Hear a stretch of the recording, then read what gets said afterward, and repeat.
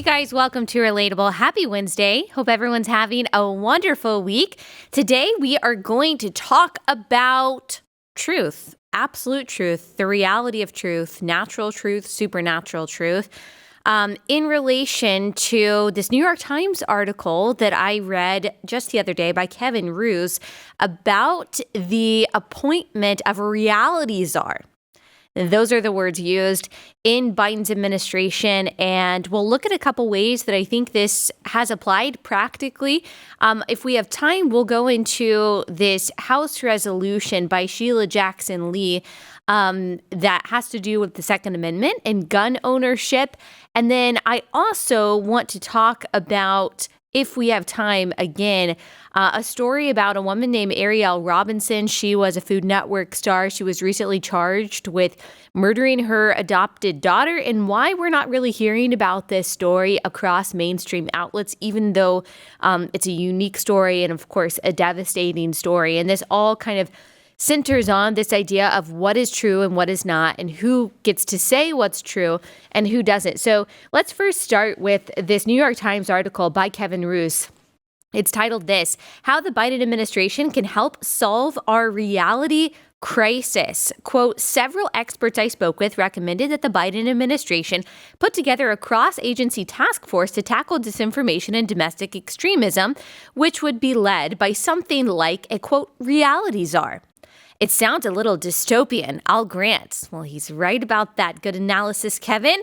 But let's hear them out. Right now, these experts said the federal government's response to disinformation and domestic extremism is haphazard and spread across multiple agencies, and there's a lot of unnecessary overlap. So I am never going to be opposed to cutting down on bureaucracy and making sure that there's not any overlap between agencies and making sure that we're running as tightly and efficiently as possible in the federal government. I have a feeling that's probably not what he's talking about, since that seems to not be Democrats or, quite frankly, Republicans' first priority when they get into office.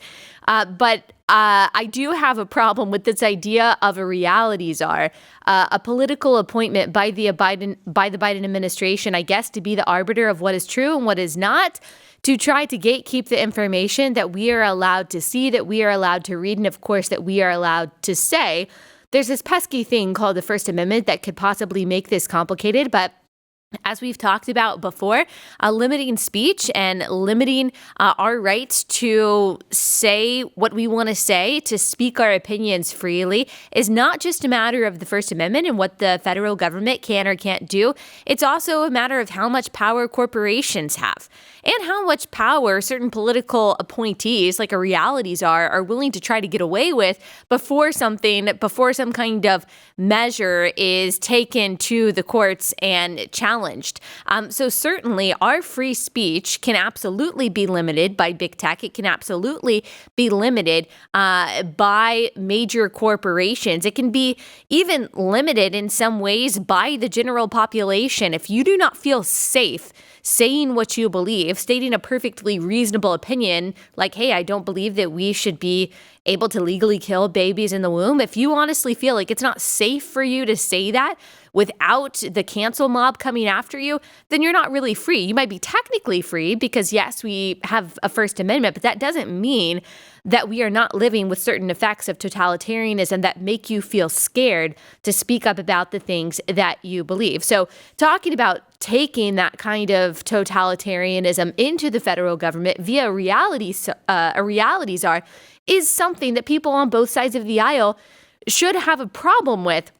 This should not be a partisan issue. Really, the Constitution shouldn't be a partisan issue. I understand there may be different interpretations and different priorities on the left and the right in regards to our Bill of Rights, but free speech, there's a reason why it's in the very First Amendment. It is, like Frederick Douglass said, the dread of tyrants, being able to say what we want to say, speak in opposition to the people in power, say something that is unpopular. As George Orwell said, freedom is the right, the ability to say 2 + 2 = 4. The freedom to be able to speak that which is true, or even just that which we think is central to living in a free society, certainly in a representative democracy in which we live. So this is the reason I, from a conservative perspective, have a problem with this, not just because I worry about how it's going to affect people across the aisle when it comes to free speech, but specifically from my perspective, I have a problem with the party that claims that men are women and should be able to compete against boys in sports, or girls should be able to compete against boys in sports and vice versa, that they should be free to share bathrooms and locker rooms together, that we should intermix prison populations, and we should allow biological men into women's abuse shelters, for example, telling me what is true and what is not. Like, I have a problem with people who believe that kind of nonsense trying to tell me what reality is. I have a problem with the party who says that babies in the womb are blobs until they are taken from until they are born. I have a problem with that party saying that a child in the womb has no right to life because they're not really human. I have a problem with that party, with those people who believe that, telling me what reality is. I have a problem with the people who believe that opening the borders and taxing the middle class will lead to prosperity. I have a problem with the party who daily perpetuates the lies of critical race theory and identity politics and the narrative of racialized police brutality. I have a problem with those people telling me what is true, telling me what is right, telling me what reality is, only talking about disinformation and misinformation when it comes to their political opponents, but refusing to confront it when it comes to their own side. Don't you see the problem with this? If you were someone on the left, can you imagine if Donald Trump, if he appointed, say, I don't know, Jared Kushner or Ivanka Trump to be the reality czar, to tell you what is real and what is not, what kind of real information you're allowed to say, you're allowed to hear, you're allowed to accept, you're allowed to believe? Like, you would probably think that's a problem, right? Because you don't have the same worldview as Jared Kushner. You don't think that you don't have the same view of reality. You don't have the same view of morality. And so it would be a problem if Donald Trump and his administration started to tell you what you can believe, what you can read, what you can say, and trying to control the flow of information that comes into your life. That would be a problem, right? And so you can put yourself in my shoes and see how I don't want the Biden administration, or any administration, by the way, to have a reality czar. And when Kevin Roose so insightfully says that this is dystopian, he is absolutely right. This is a quote from 1984, Women's Book Club with Allie Stuckey. We read it together last year. We're about to read another dystopian novel, Brave New World. If you are a woman, in particular a Christian woman, you're looking for a like-minded group of about 8,500 women on Facebook, join Women's Book Club with Allie Stuckey. Make sure you answer all the admission questions. And we have literally thousands of requests, and so it might take a while to get to yours, but request and join us and join the conversation about Brave New World. Anyway, this is from the book that we read last year that a lot of us read in high school as well, 1984. Quote, in the end, the party, the people in charge, would announce that 2 and 2 made 5, and you would have to believe it. It was inevitable that they should make the claim sooner or later. The logic of their position demanded it. Not merely the validity of experience, but the very existence of external reality was tacitly denied by their philosophy. The heresy of heresies was common sense. And what was terrifying was not that they would kill you for thinking otherwise, but that they might be right. For after all, how do we know that 2 and 2 make 4? Or that the force of gravity works? Or that the past is unchangeable? If both the past and the external world exist only in the mind, and if the mind itself is controllable, what then?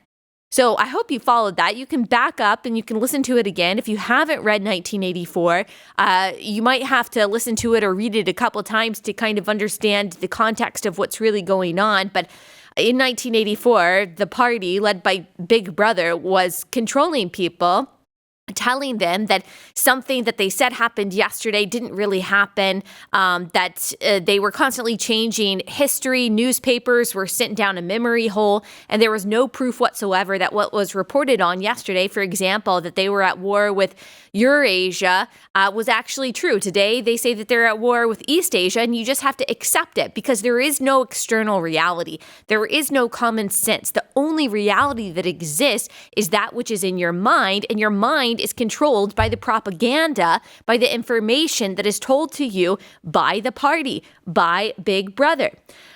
Remember, Orwell said, like I said at the beginning of this, freedom is the ability to say 2 + 2 = 4. But where he was in this dystopia, there wasn't the freedom to say that. If the party said that 2 + 2 = 5, because the only reality that exists is the reality in your mind, and because the party controls your mind, then 2 + 2 actually equals 5. And you have no way to prove that because they've controlled the language, they've controlled the curriculum, they've controlled the idea of math and science so closely and so tyrannically that you don't even have the tools to be able to prove that 2 + 2 actually equals 4.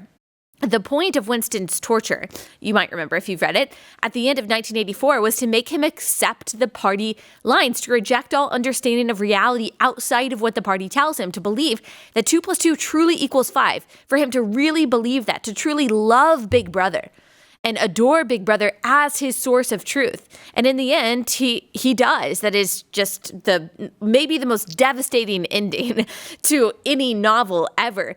Before that, how he tried to keep sane, how he tried to resist Big Brother, was to keep insisting to himself and to those, or to the person that he felt like he could actually confide in, that 2 + 2 actually does equal 4, and that there is a reality that exists outside of what the government or anyone in power says. And that's going to be true for us too, not just if there's a reality czar, but if we have all of these voices, cultural, political, whatever they are, telling us things that aren't true. Our sanity depends on us insisting to ourselves on a daily basis that which is true, that which we know, that which was common sense just a few years ago. And now we are being told, in the words of Orwell, that common sense is heresy of heresies. So men are men and women are women. The fact that you feel afraid for your job, for saying that, you feel afraid that you're going to lose friendships, you feel afraid that social media is going to crack down on you, you feel afraid that your small business could be targeted, you feel afraid for your livelihood, for your life, because if you say online, if you say publicly, hey, men are men, women are women, biological sex matters, the sexes are different. The fact that you feel afraid and ashamed to say that you feel like you have to whisper something that honestly 5 years ago was totally uncontroversial, that tells you what direction we're heading, whether or not Biden actually appoints a reality czar. A human embryo is still a human. Again, that was common sense. We knew that. Even if your stance on abortion was that that's a human that you should be allowed to kill legally, a human embryo is still a human being. Stating an opinion is not inciting violence. Christianity is not a domestic terrorist threat. That's the cool Vogue thing to be writing about in a variety of outlets right now. Parents have a right to teach and raise their children how they see fit. Treating everyone equally is not racism. Justice is not showing favoritism toward one group to allegedly make up for wrongs of the past. America is not a terrible country based on evil ideas that has unconditionally been a force for bad in the world. The American Revolution was not because of slavery. Socialism and communism don't work. Like, these are all things we're going to have to continue to remind ourselves when we have self-appointed reality czars telling us the opposite and telling us that common sense is heresy, telling us that 2 + 2 = 5. And look, I'm willing to debate all of these things. I'm willing to have a conversation about all of these things. I'm not saying that I am the arbiter of absolute truth either. But I am going to continue to hearken back to that which all of us knew were true just 5 minutes ago. And now we are being told to put all of those things down the proverbial memory hole and to deny them. And I'm just not going to hop on board with that. I'm just not. I'm not going to play that game. I told you guys about how I listen to, birthing and pregnancy podcasts and how in the birthing world, a lot of you told me that you are training to become a doula, or maybe you're training to become a midwife, or maybe you're a labor and delivery nurse. The language has changed. You're no longer allowed to say mom in some cases. I'm not speaking for everyone's experience or everyone's hospital where you work, but in a lot of cases, you're not allowed to say mom, or you're encouraged not to say mom. You're encouraged not to say woman. But you have to say birthing person. You have to say gestator. You have to say lactator. These ridiculous terms that purposely muddy the waters and muddy our understanding of what it actually means to be a woman. And I'm just not going to play along in that game. Like, I'm not going to deny women the most uniquely powerful capability that we have, which is to deliver life. I'm not going to reduce women down to our physiology and our biological functions by calling a woman a menstruator or calling a woman a gestator or a lactator or something ridiculous like that. There's a name for it. It's called woman. And we are being told literally in the last 15 minutes, not literally, figuratively, in the last 15 minutes that that's bigoted and wrong. I'm just not going along with it. I'm not going to play that game. I am not going to pretend that women don't exist. I'm not going to pretend that by declaration you can just be another sex, or that gender and sex are not interchangeable. I'm just not going to play along with this postmodern, manipulative nonsense. And I encourage you not to either, if you want to keep your sanity. If you want to, in the end, be able to resist loving Big Brother and resist the ridiculous lie that 2 + 2 = 5, I highly encourage you right now to be able to tell the truth to yourself and to other people about that which was common sense 5 seconds ago, and now we are being told is not real. This is the result of postmodernism. This is the result of godlessness, when we no longer believe in absolute truth. We no longer believe that there is a source of transcendent morality. We no longer believe that there is any kind of authority that tells us what's right and what's wrong, what's good and what's bad, that we all become the gods of self rather than worshiping the God of Scripture. Of course, everything becomes arbitrary, even science itself, even facts. Like, you'll remember it was the Museum of, I think, African American History that came out over the summer and gave a list of that which is actually whiteness and white supremacy that we need to get rid of. And one of them was objectivity. The other one, linear thinking. I've been told before that bringing up data about, for example, racialized police brutality, or talking about statistics or facts surrounding claims of systemic racism as a way to kind of challenge some of those vague assertions, that is actually just, that's actually just white supremacy, that we are not supposed to talk about the data. We're not supposed to talk about numbers, but we're actually supposed to accept something called standpoint epistemology, which is that we gain knowledge from our position, or we gain knowledge from our experiences alone. We gain knowledge from our race or our standpoint, our subjective view. That is a way to shut down any kind of objective thinking or objective conversation.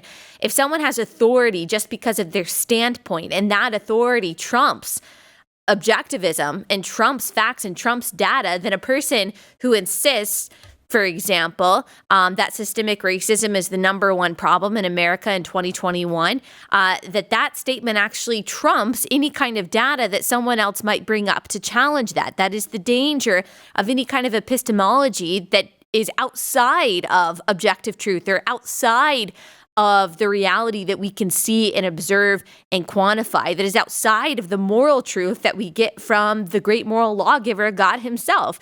And that's where all this confusion is coming from.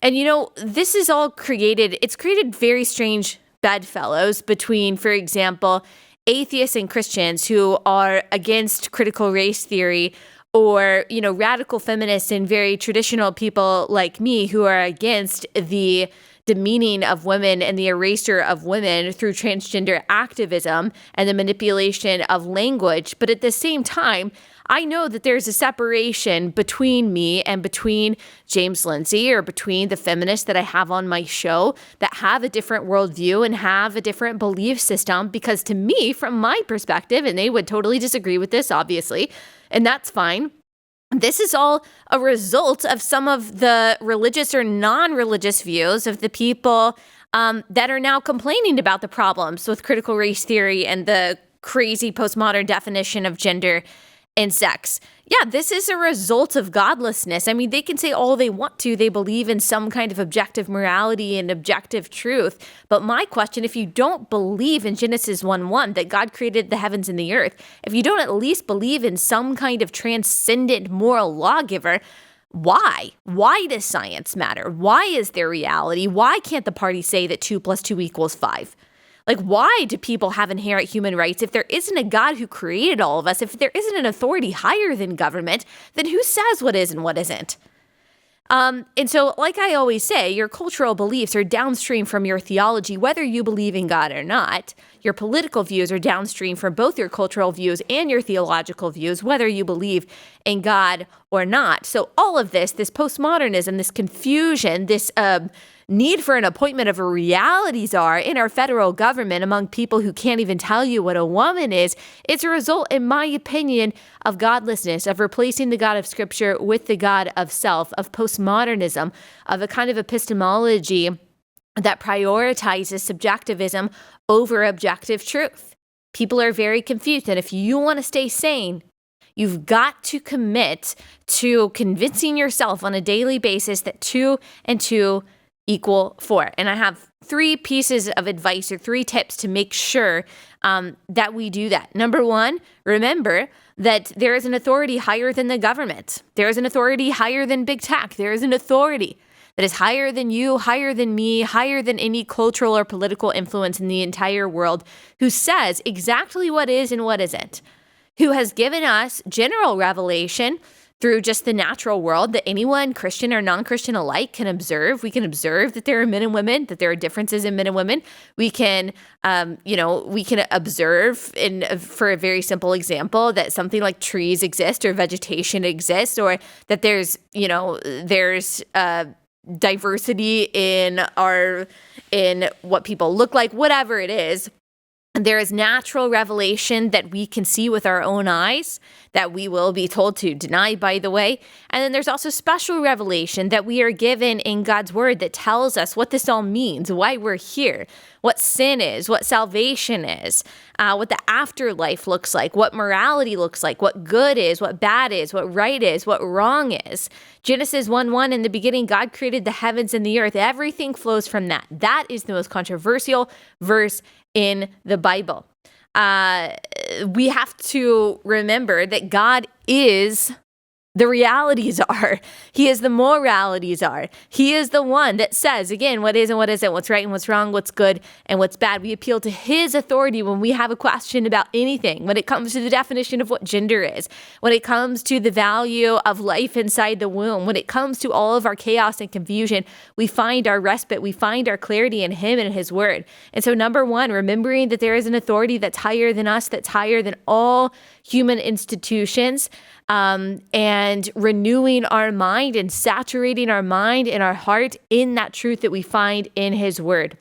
Number 2, surround yourself with at least a few people who share your values. I've talked to a lot of young women who are on college campuses who feel like they're alone. They feel like they're isolated. And that's really when you start to question your beliefs. That's when you really start to question what's true, because you're like, okay, I'm the only one who believes this stuff. Maybe I really am a bigot. Maybe I really am an extremist. Maybe it really is radical to believe that babies inside the womb matter. So you have to surround yourself with at least a few people who share your values, who can challenge you, who can encourage you, who can spur you on toward loving good works, as the Bible says. 1 Corinthians 15:33, do not be deceived. Bad company ruins good morals. And so we've all been in this situation before where we've surrounded ourselves by people who aren't good influences. We tell ourselves we're going to bring them up. They end up bringing us down. And it even comes down to our belief system that is on the line when we surround ourselves by people who don't share our values, who are actually bad influences. And remember, it's actually more important for you to surround yourself by like-minded people than it is to surround yourself by people that you like. Now, that doesn't mean that I want you to have friends that you just don't enjoy time with. But I'm not asking you to look for a clique that you have everything in common with. I'm asking you to at least build a small community of people that you can get together on a weekly basis and just be able to talk to each other and say, okay, we're not crazy, right? Like, you still believe this. I still believe this. Here's why we believe this. Okay, great. That's going to do wonders for you. Number 3, seek wisdom. Kind of goes with both number 1 and number 2. James 3:17, but the wisdom from above is first pure, then peaceable, then gentle, open to reason. Any of your friends who are not open to reason and claim to be the arbiters of truth, I would challenge that because of this descriptor. Full of mercy and good fruits, impartial. So that means not showing partiality or favoritism to one group or another. Impartial and sincere. So pure, peaceable, gentle, open to reason, full of mercy and good fruits, impartial and sincere. And what we talked about before is that wisdom is a promise according to James. It's also a process according to Proverbs. And so we ask God for wisdom. We also seek wisdom through his word and through the natural world. The gifts of common grace that he has given us through a lot of through many resources that aren't his word, that can tell us about history, that can tell us about economics, that can tell us about politics. I've got a list of resources on my blog. I'll put the link in my description. So those are my 3 tips to be able to continue to insist until the end that 2 + 2 = 4. That reality is reality, that truth is truth. Remember, Jesus says, I am the way, the truth, the life.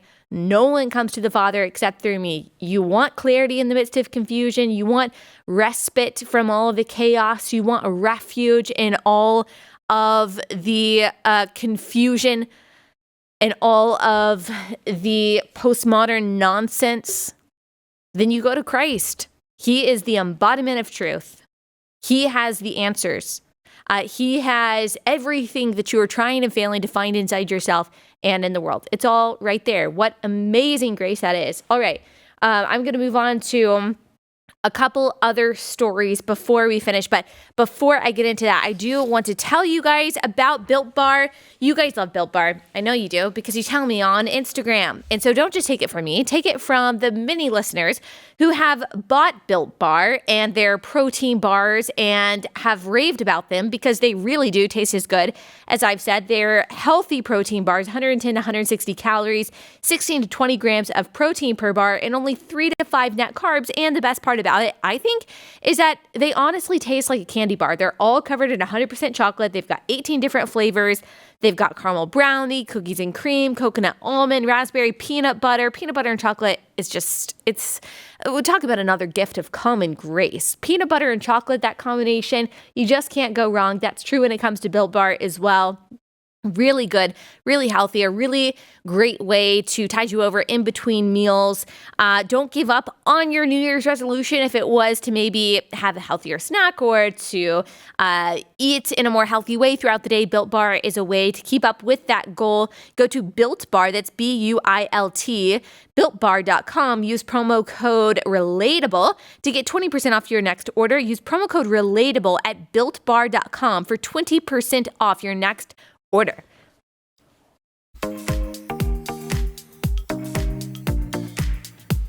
All right, so we don't really talk about the Second Amendment very much on this podcast.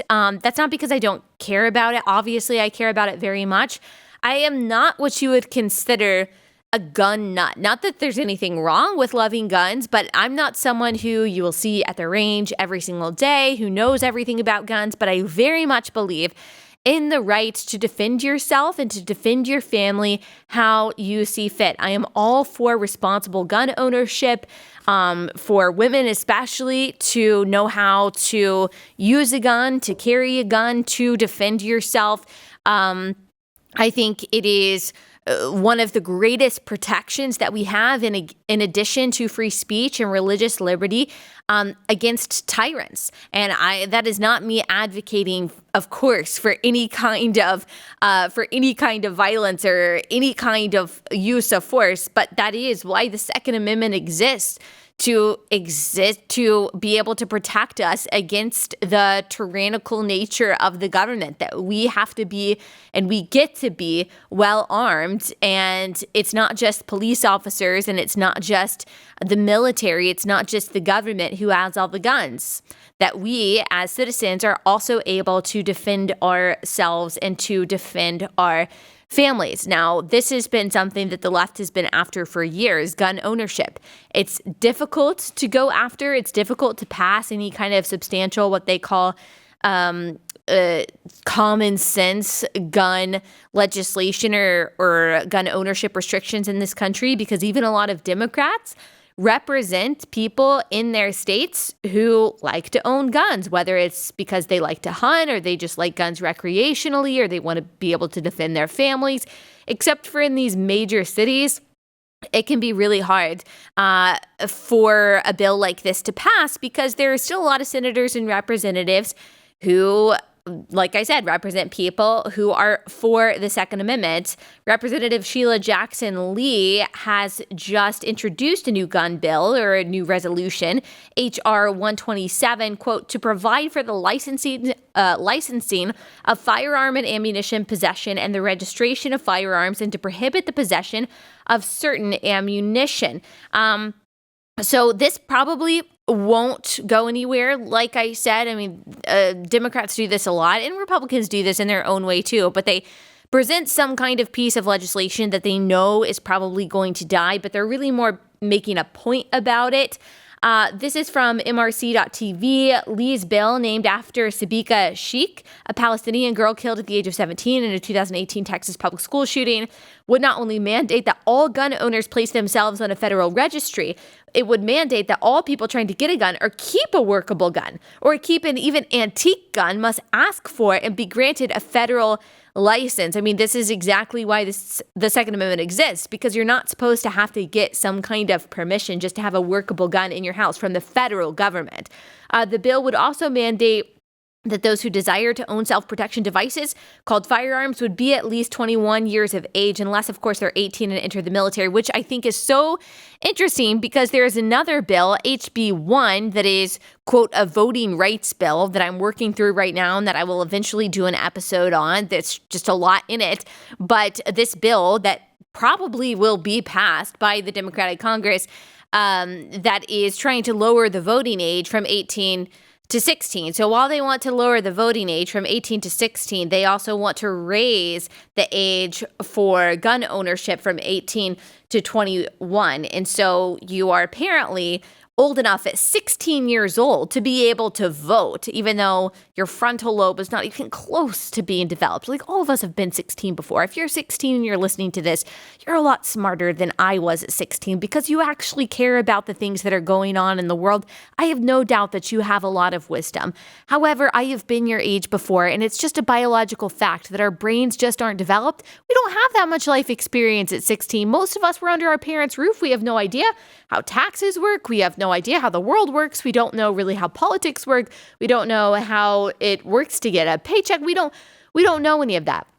So the idea that we should be voting at age 18, but you can't defend yourself until you are 21 years old. So you've been in college for 2 years and you're not allowed to defend yourself until you're 21. That doesn't seem just. That doesn't seem right at all. If you don't think that an 18-year-old is able mentally to be able to operate a gun, that a 16-year-old certainly isn't able mentally to be able to vote. That would be my argument. Anyway, the article goes on, whereupon they might be ordered to conduct unconstitutional activities in the United States and around the globe.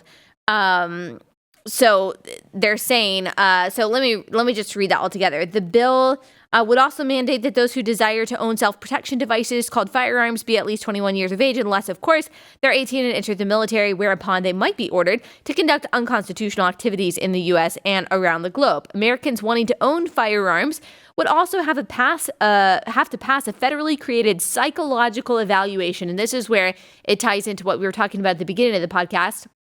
In order to get that wonderful government license, require passage of a psych psych test of anyone else in the home, mandate a government agent doing an interview with one's spouse or ex-spouse prior to issuance of the license, mandate the annual $800 purchase of firearm owner insurance, ban certain kinds of ammo and any magazine that holds more than 10 rounds of ammo, mandate the purchase of a license to get ammo, continue to mandate a national background check, require at least 24 hours of training, as well as live fire training for those who want to own military-style firearms, which, as the feds have shown, is a term that politicians apply to virtually any gun that they choose. Like, there's not an objective definition of military-style firearms, and would require reapplication for the renewal of said license every few years. So this is just making it as hard as possible to own a gun.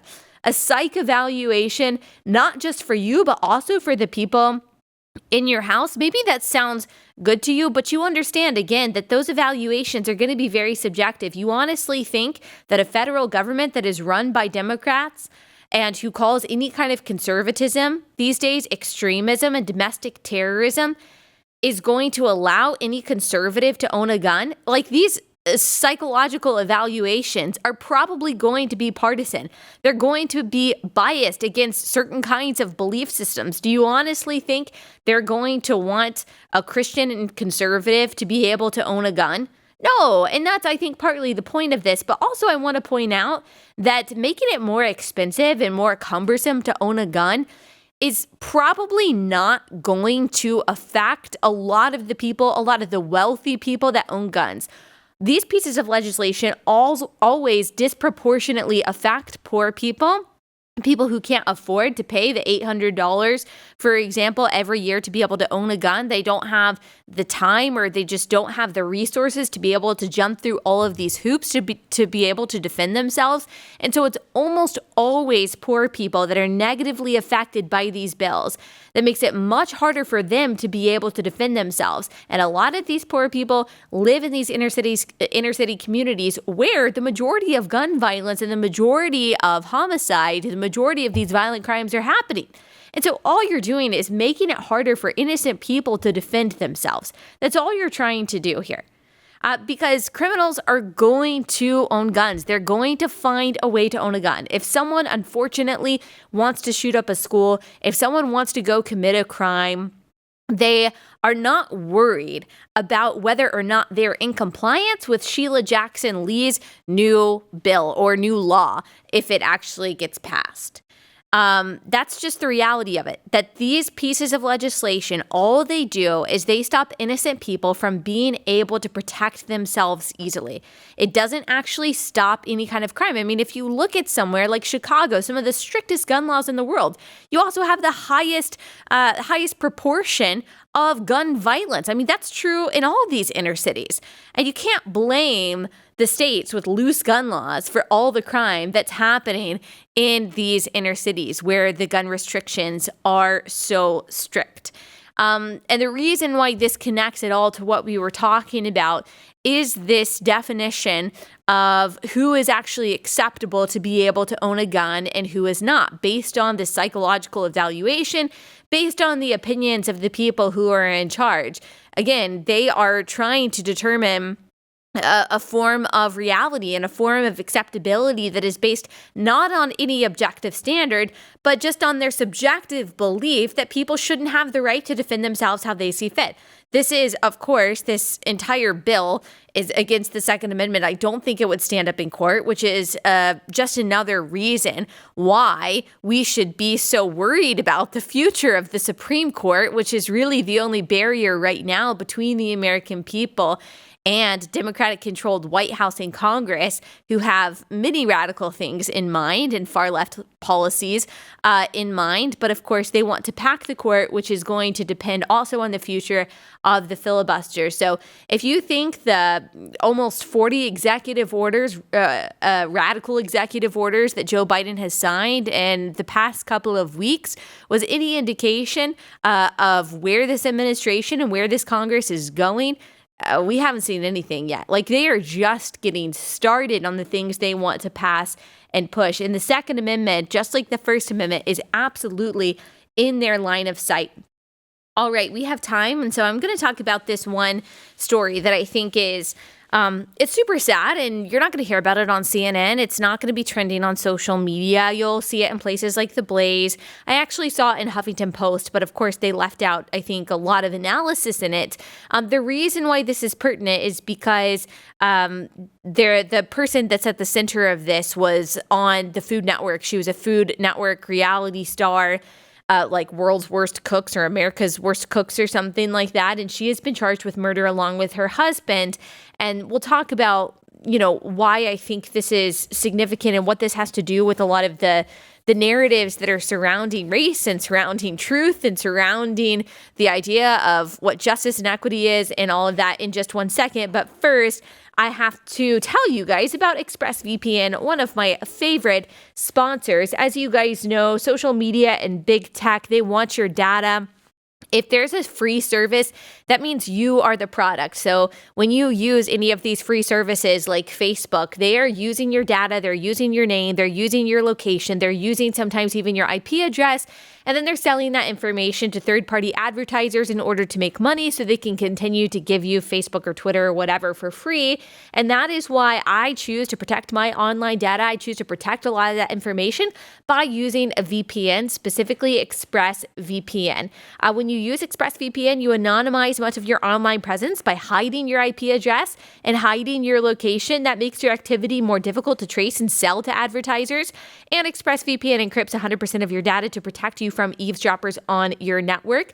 The ExpressVPN app is super easy to set up. All you have to do is you sign up online, you download the app, and you only need one account for multiple devices. So I have the same account that protects my phone, that protects my computer, that protects my husband's phone and my husband's computer, and you only have to pay one fee per month for that, and it's super affordable. And if you go to expressvpn.com/Allie, ALLIE, you will get an extra 3 months of ExpressVPN service for free. Again, that's expressvpn.com/Allie, expressvpn.com/Allie to protect your data today with that extra 3 months of ExpressVPN service for free.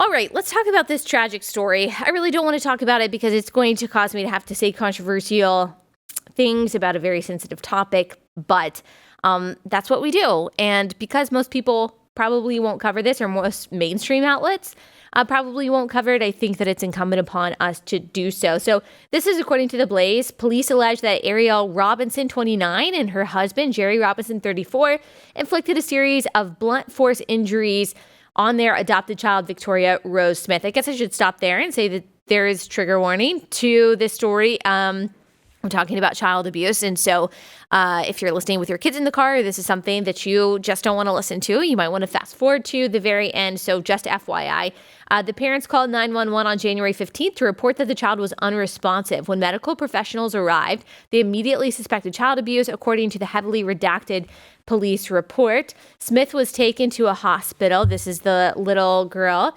I believe that she's 4 years old. Yep. Smith was taken to a hospital where she was pronounced dead. WYFF-TV reported the two were charged with homicide by child abuse. The TV station reported Ariel Robinson is best known for winning season 20 of the Food Network show Worst Cooks in America. In August 2020, the network deleted the season where she won after she was charged with murder of her adopted child. Also, and we'll put a picture up of this from The Blaze of this mother and her adopted 4-year-old little girl. What I think is missing in a lot of the analysis, thankfully The Blaze includes this, but of course this was not mentioned in the Huffington Post article that talked about this simply because she was on the Food Network. There was a tweet that she sent just a couple weeks ago. In my house, my black children get treated the same as my white children, and my white children get treated the same as my black children. It's a shame that when they go out into the real world, that won't be the case. Hashtag white privilege, hashtag Black Lives Matter. So I'm going to resist trying to attach this story to the larger problem of this kind of language of chastising and condemning a group of people because of their skin color and victimizing a whole group of people because of their skin color and pitting the two races against each other, because I don't like it when people take a single story and then attach that to a larger narrative without any kind of correlation. It's really hard for me not to do that. But I still think that I can talk about the problems with this kind of idea in relation to this story without saying, I'm not saying that everyone who talks about white privilege, even though I disagree with that phrase, and everyone who talks about this kind of thing is leading to the kind of violence that we saw. Obviously, this woman and her husband, who apparently, allegedly, both beat this child to death. I mean, they probably have some kind of mental health issue. I can't imagine that anyone stable would be able to do something like this, would ever kill a child, and especially kill a child in this kind of vicious way. And so I'm not trying to attach what she said to everyone who says something like, white privilege, black and white people are treated different in this country. But I do think, like I said, that I can use this situation to speak to the problems with this kind of mentality, because think about this. Just think about this illogic for just a second, that this woman who allegedly killed her child, her 4-year-old little girl, who had been in foster care for several years, whose parents gave her up supposedly because of poverty, because they couldn't take care of her. Previous families that had her in foster care said that this little girl was beautiful. She was a light. She was so sweet, and she brought so much joy to their family. This family that ended up apparently killing her, they were able to adopt her. And this woman is saying this. She's apparently a comedian. This Food Network star, Ariel, is saying that her child has white privilege, that her white children that I guess she adopted have white privilege, and that her black children are underprivileged because they won't be treated the same way in the world. So think about this, that her white child, she is saying, has white privilege, who is given up by her biological parents, and praise God that they chose life and that they decided to do that they bravely chose adoption instead of abortion.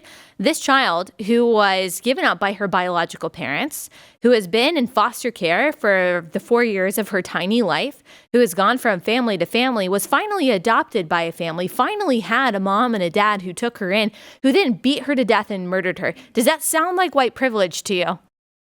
Is that the kind of privilege that you're hoping to cash in on? Like, did her privilege protect her from being murdered by her adopted parents? And this woman who had joked, there's a video of her joking to social workers about putting her kids in cages so that the social workers don't know like how crazy her kids are, so she's able to adopt other kids. Like, does that not show a level of privilege that this poor little girl didn't have? This is also the problem with critical race theory in how you interpret this story. If you believe in the tenets of critical race theory, which says that America is endemically racist, that it's systemically, institutionally, irrevocably racist, and sees all personal interactions, all pieces of legislation, all policies through the lens of white and black.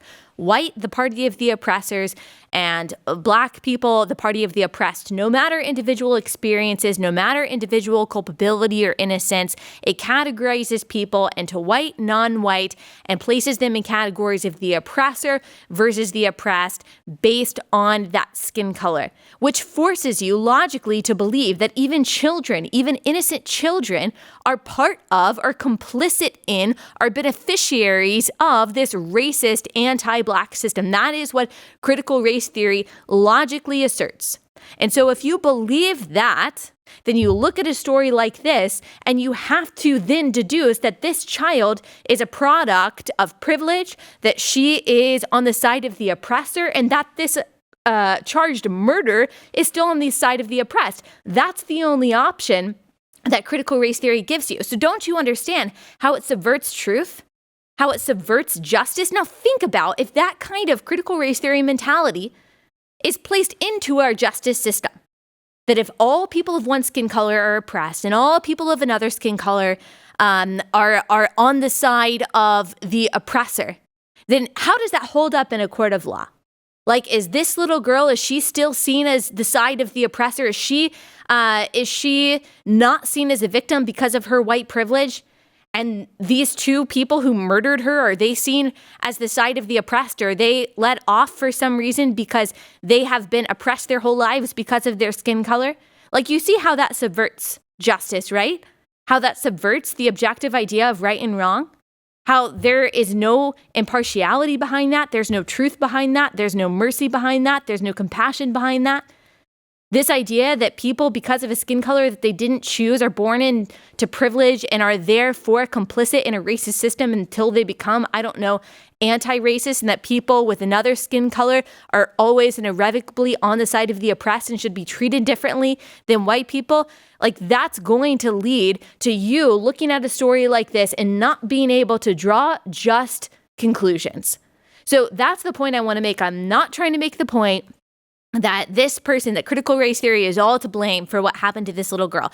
Obviously, these parents are sick in the head and hard-hearted and calloused and terrible and awful people if they truly did kill this poor child. But I am making the point that the reason why you are not seeing this story plastered on every headline, the reason why the Instagram account, No White Saviors, isn't talking about this, but they would be if the races were reversed. The reason why this isn't the center of every mainstream media story and hasn't been for the last few weeks is because it doesn't fit into critical race theory. It doesn't fit into this new world view and this brave new world in which we live that says everyone of one group is oppressed and everyone of one group is an oppressor, and we're not allowed to talk about the stories in which those categories are actually reversed. That is why you're not seeing this talked about. And that has real, tangible implications if that truly does infiltrate itself into our justice system, into our definitions of what truth is, what morality is, what right and wrong is, and what justice looks like. That's a problem. That's a problem. May justice be done to these parents who allegedly killed their 4-year-old little adopted girl. May we start caring about instances of injustice that don't fit into the popular mainstream narrative of what we're supposed to care about. May our outrage not be driven by hashtags and by social movements, by what's popular, by what's posh.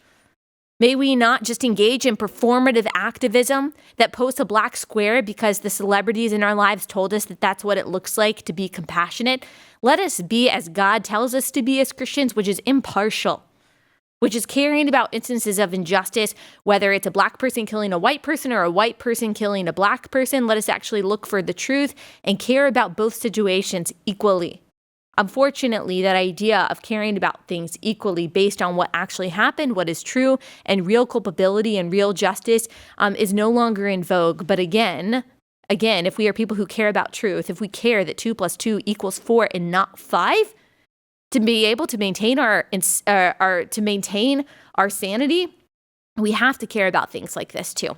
All right, that's all I got for today. Tomorrow, I'm super excited about the episode. I will be talking to Dr. Christina Crenshaw. She is a professor at Baylor who is under fire for sending a tweet saying that, hey, what if I don't want my daughters to share a bathroom with a biological boy? What about the 99% of us who don't want Title IX to be expanded? Well, of course, some people in the cancel mob came after her, tried to get her fired, sent her mean messages and all this stuff. And this show was actually the only interview that she has accepted so far. She is in studio and we're having a conversation about all that. Really, we've already recorded it. Really, really good conversation. Super insightful. She is a conservative Christian and has really good advice and wisdom for all of us. So make sure you tune into that conversation tomorrow. I'll see you guys then.